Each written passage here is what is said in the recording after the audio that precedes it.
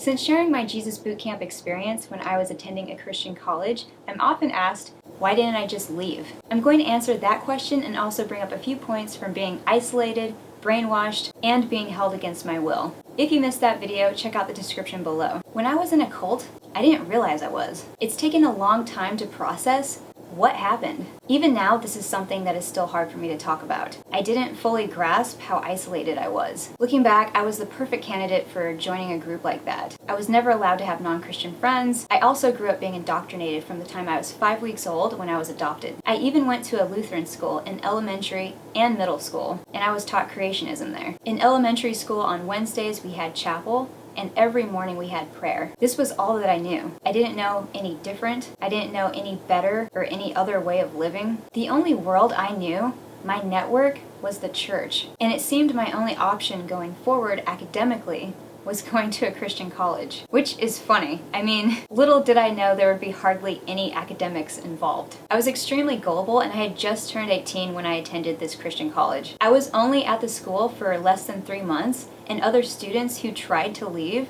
weren't so lucky. I think 2 others left after I did. There were only like 34 or 35 of us. So the schedule was draining. From 7 a.m. until 9 a.m. we were in the chapel praying. The whole day after prayer, we were doing work around the church, and we had very minimal classes. The pastors were our teachers, and I don't think a single one of them had a teaching degree. We also did armor bearer work. What is that? In the Bible, it says an armor bearer is the one who carries a large shield and perhaps other weapons for a king. At the school, armor bearers, aka students, aka unpaid laborers, we fulfilled a variety of duties, and it was just depending on the leader's needs. So men would serve the men, women would serve the women, because assistance with personal issues can sometimes be part of the armor bearer's duties. We were told we would help out a pastor's family with housework at least once a week for a few hours, and this was one of our services to the Lord. My entire day was filled with church. I barely called my parents. I never had time to. I was completely sucked in. When you're being brainwashed, you don't realize you are. You don't realize it's happening to you. It's not obvious, especially when you're surrounded by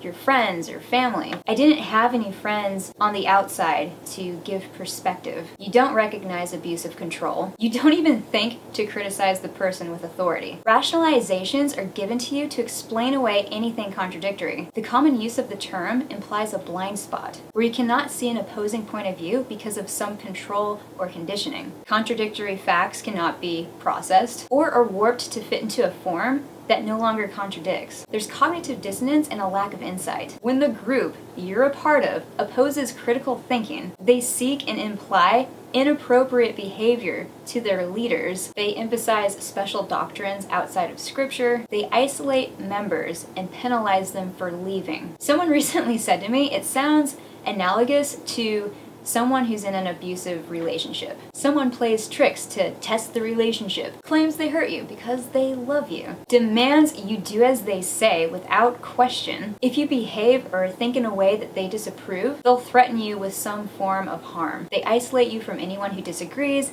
and they'll tell you that this is what true love is. Why didn't I just leave? I didn't have a car. Uber and Lyft weren't a thing then. I didn't have a job. I didn't have any money. I had no idea how to live in the world. I thought maybe I could live on the streets until somehow I could get a job. Where would I have gone without help from anyone? Leaving a cult is hard because you don't have access to any help from outside of the group. If you talk about leaving, you're shamed and you're looked down upon for even considering leaving. I didn't know how to live or function outside of these ideas that were forced upon me, and simply leaving wasn't an option. What I thought I could do was talk with my family.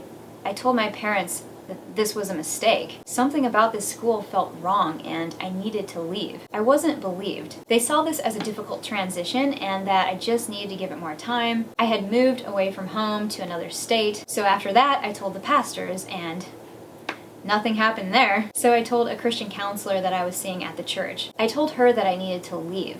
I was thinking of self-harm. I was feeling really, really low. Her response to me was that Satan was putting these thoughts into my head and I just shouldn't let him do that. I was trapped. When you're in a cult, you don't realize what you've gotten into until it's too late, and it's like there's no way out. I was being held against my will. After doing everything I thought I could do, I talked to my family, I talked to the pastors, the church, a counselor. No one was listening to me. I thought my only other option was self-harm. If no one was listening to me, maybe I could show them that I needed help. So what else could I do?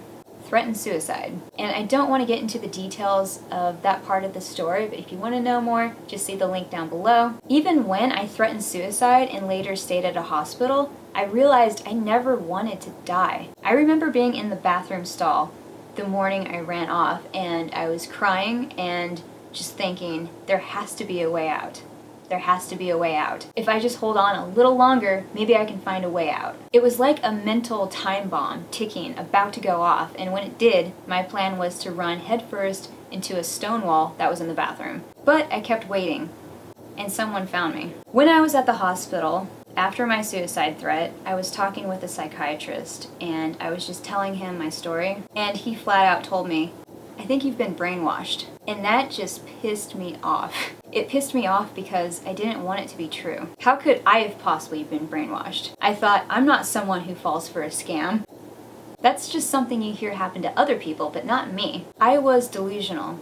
I wish I would have been able to talk to that psychiatrist. Him and the other people at that hospital were the outsiders I didn't trust, but they were trying to help me. When you're brainwashed, you don't even know where to look for help. Fortunately, I recently found an organization that helps people get out of abusive institutions. They're called SIA, and I'm going to put their website link down below, so it'll be the first link that you see. I've come to learn that the school I attended is only one of many. If you are someone who is suffering from this kind of abuse, you need to know that there is help, there is hope, and you are not alone.